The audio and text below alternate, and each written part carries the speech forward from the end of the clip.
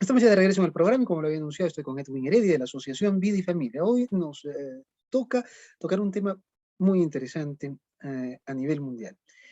Eh, en un par de días se va a conmemorar un aniversario, el número 49 de la legalización del aborto en los Estados Unidos, en el caso Roe versus White. Este Roe versus White es un caso en que dos mujeres, jóvenes abogadas, defendieron a Norma McCorvey, que fue conocida con el seudónimo de Jane Roe, y que gracias a que ganaron una batalla legal, se eliminaron alrededor de 50 leyes que permitieron que el aborto sea legal en los Estados Unidos.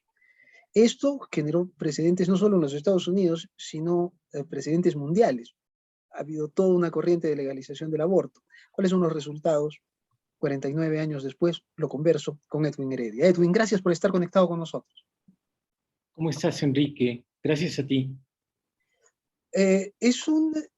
En Estados Unidos, en un par de días, se realiza la llamada Marcha por la Vida, precisamente conmemorando, no celebrando, solamente conmemorando aquella decisión de la Corte Suprema de los Estados Unidos que legalizaba el aborto.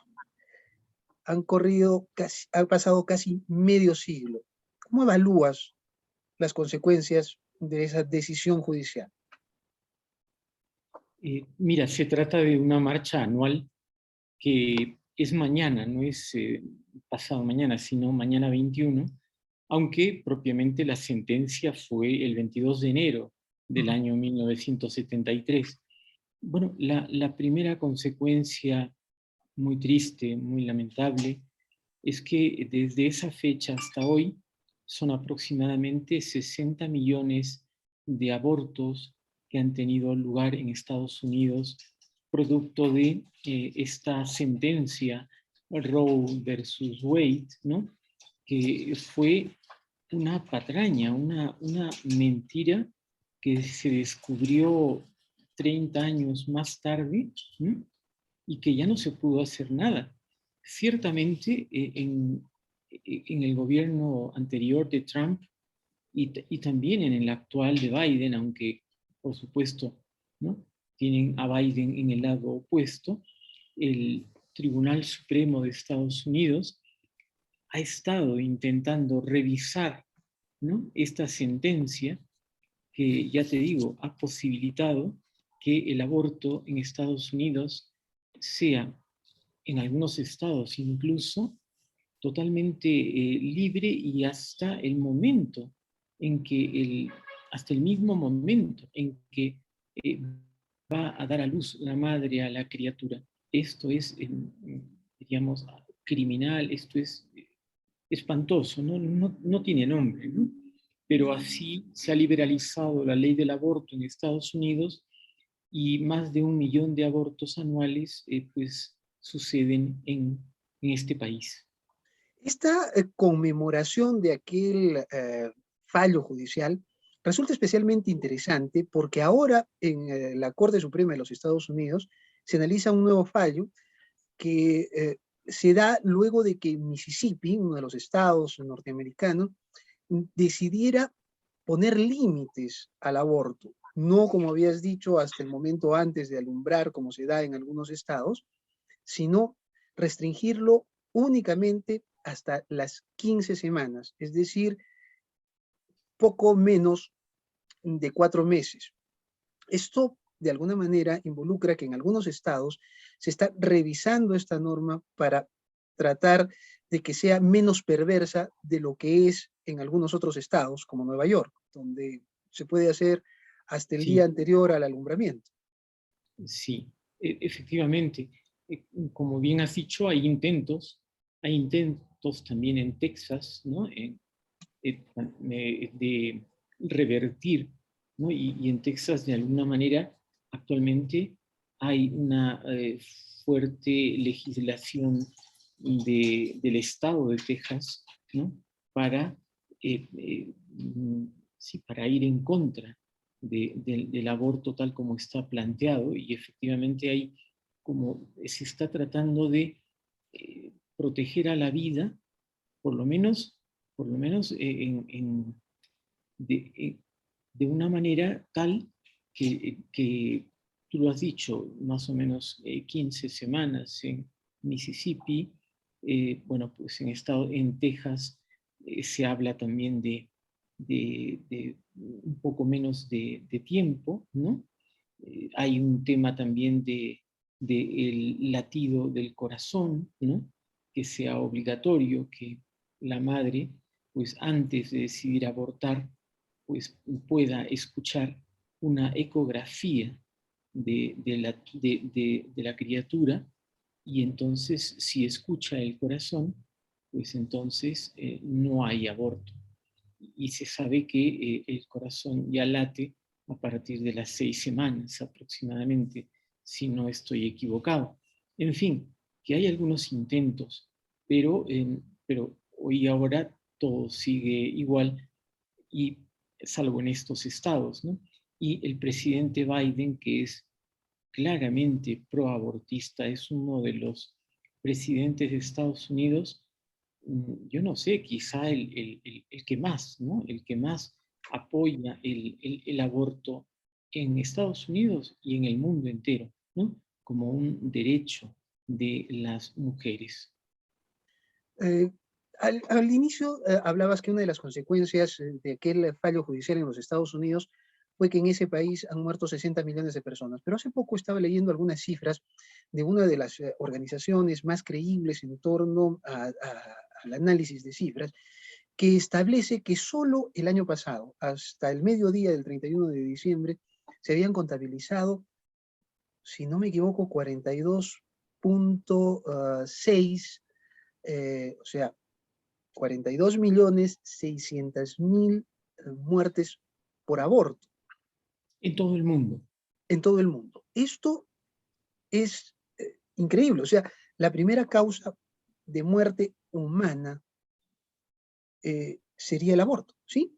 Sí, sí, tal como lo has dicho, y la cifra se repite prácticamente igual que el año anterior, que fue 42.7 millones.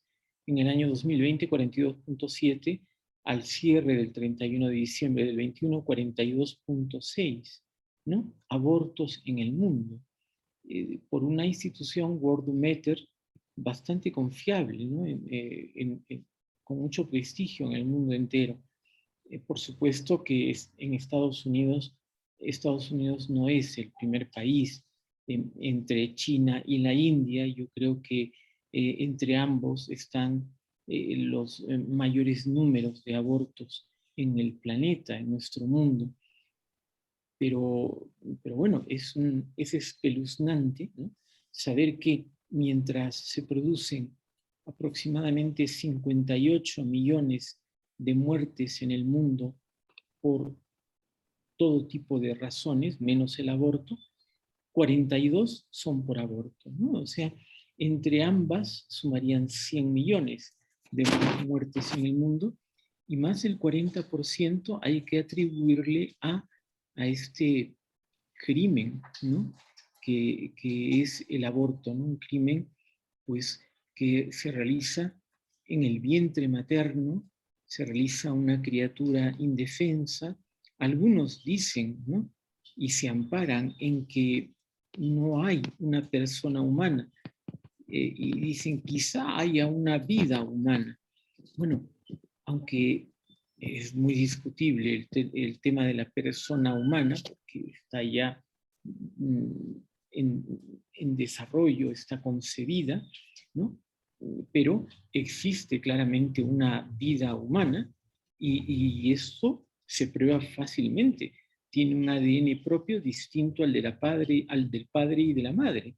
Y luego, pues, insisto en que el tema de que sea o no persona humana es más de carácter filosófico, ¿no? Es decir, hay algunos que se amparan en eso. No, no es persona, todavía no es persona. Por lo tanto, ¿no? Es un conjunto de células y entonces podemos actuar hasta la semana 8, 10, 12, 24. Bueno, pues simplemente son teorías que no se sostienen, ¿Por qué? Porque está comprobado que desde el momento de la concepción, pues aquella vida humana, y es innegable que haya vida humana, tiene unas características propias distintas del padre y de la madre.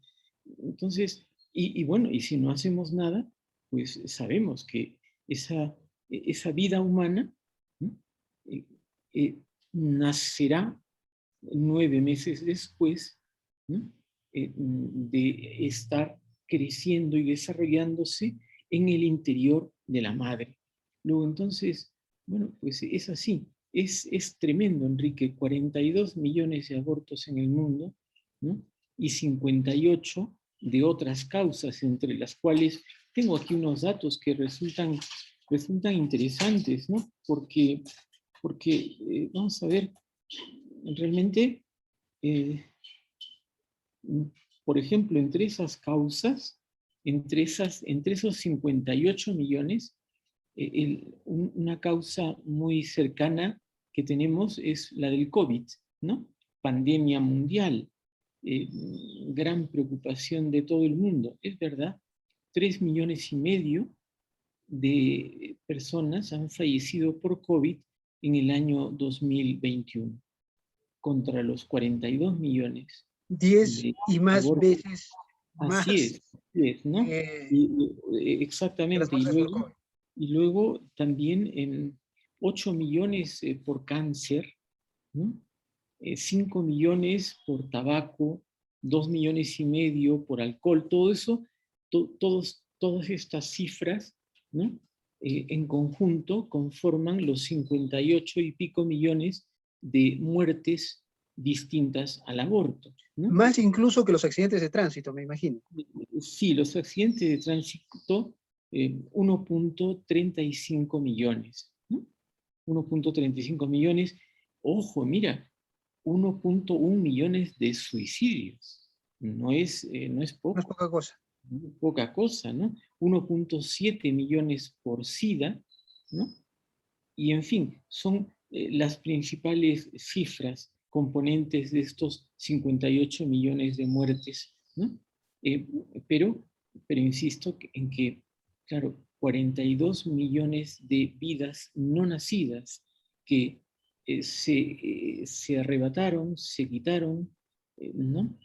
En el vientre materno. Esto es muy, muy serio, muy, muy grave, ¿no? Eh, Nadie son, evidentemente en el mundo entero hay personas que todavía, muchas, ¿no? Gracias a Dios, que no pierden la sensibilidad.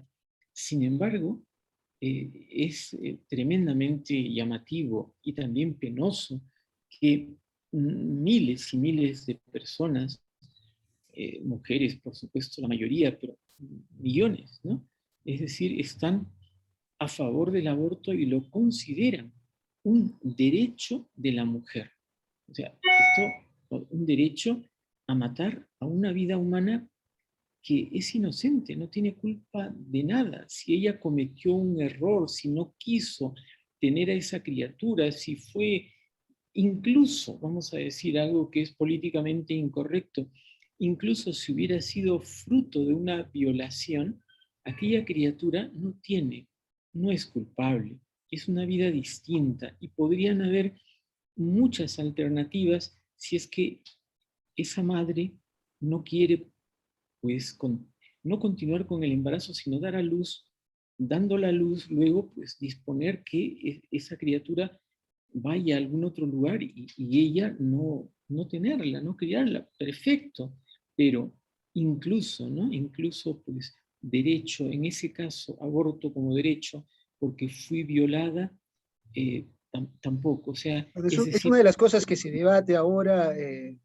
pero todavía ¿cómo? no de una manera formal, pero sí Sí, públicamente en el Perú, ¿no? ciertamente. Tratar la despenalización del aborto sentimental, como se le dice, ¿no? En casos de violación. Son las, Hay una cosa son que a las mí me famosas pareció, tres causales, perdón aquí, que son las famosas tres causales, ¿no? Más comunes por las que se empieza con la legalización del aborto, primero despenalizarlo, ¿no?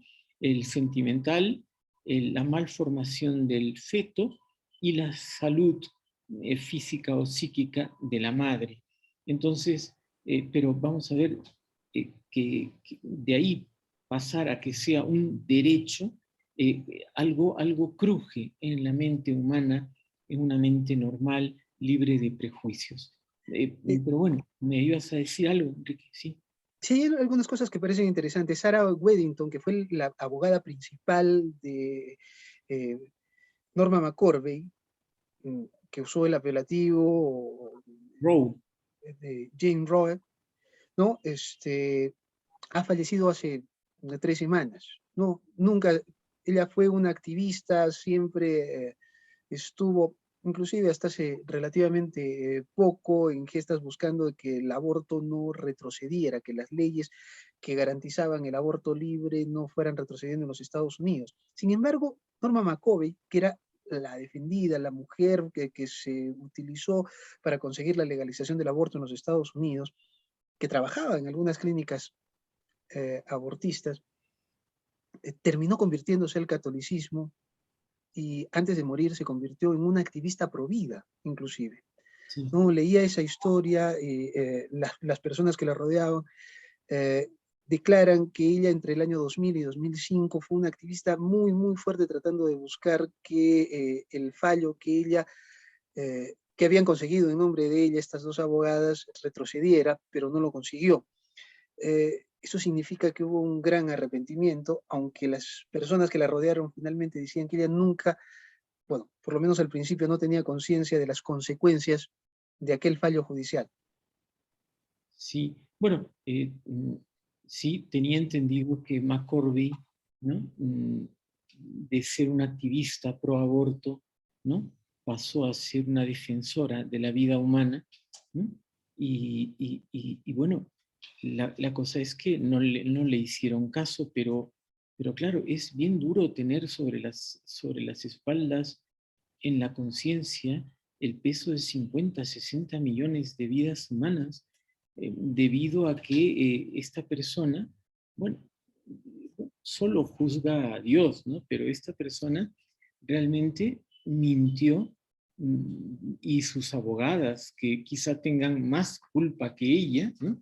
Pero mintió porque dijo que en Texas le prohibieron el aborto de su tercer hijo porque fue, ¿no? Y decía que tenía ella razón porque había sido violada y después confesó que fue mentira, que no, después, claro, años después del fallo de 1973, pero ya el mal se había realizado y entonces se legalizó en el año 73 el aborto, que ha costado todos estos millones de vidas humanas, de seres humanos.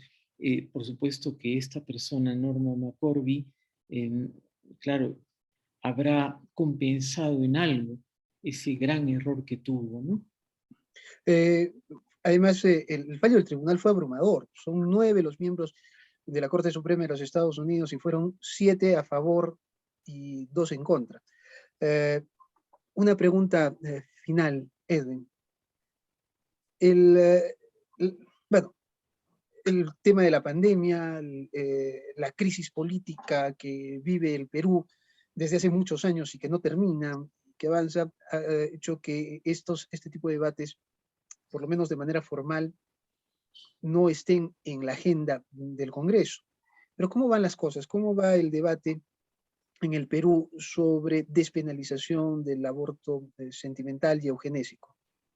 Mira, como bien has dicho, el caos que vive nuestro país, eh, en que vive nuestro país desde hace por lo menos 5 años, ¿no? Desde que Kuczynski, luego del primer año de gobierno, pero el caos en que vivimos, bueno, pues ha tenido, desde mi punto de vista, quizás solo un factor benéfico, ¿no? Que es desplazar, como bien has dicho, estas batallas por la legalización del aborto, por las tres causales, ¿no?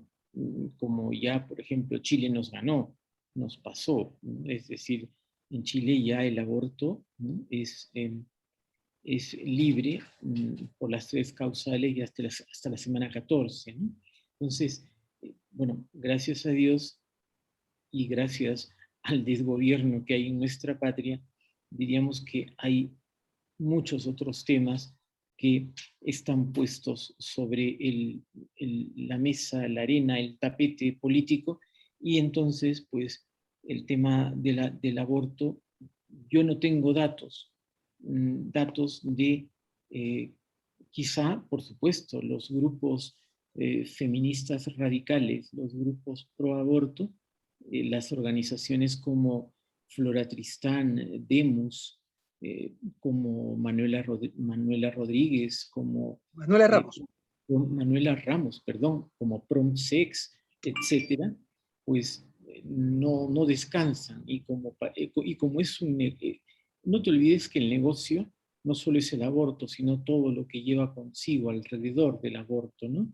Que son pues píldoras, que son anticonceptivos, etcétera, etcétera. Entonces, el asunto es que ellos siguen, pero de momento saben que no tienen la fuerza suficiente y no la han tenido hasta ahora en el Parlamento, por lo menos desde el 2016, ¿no? Como Perfecto. Ollanta Humala sí la tenían de algún modo, pero desde Kuczynski no la tienen, ¿no? No la tienen. Entonces, yo creo que por ahí simplemente están como, vamos a decir, están atrapadas un poco en una suerte sí, de quietismo obligatorio, porque no tienen, pero ellas siguen, por supuesto, avanzando, por lo menos con lo económico, ¿no? Por lo menos. Perfecto. Edwin, te agradezco muchísimo por esta conversación. Ha sido muy amable. No, Enrique, como siempre, gracias a ti y a nuestro público. Ha sido Edwin Heredia de la Asociación Vida y Familia. Gracias a ustedes por habernos acompañado. Nos reencontramos mañana en Modo Bien.